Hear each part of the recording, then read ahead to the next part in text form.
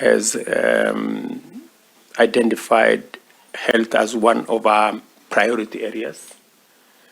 We're looking forward to working with you on blue economy.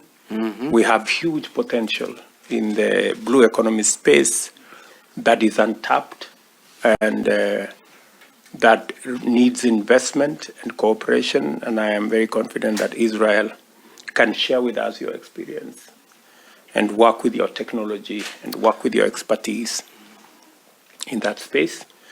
And of course, on matters to do with security. And we also want to see how we can bring the private sector into this space by allowing them to trade, to do business, to invest without unnecessary restrictions, specifically on the subject of avoidance of double taxation.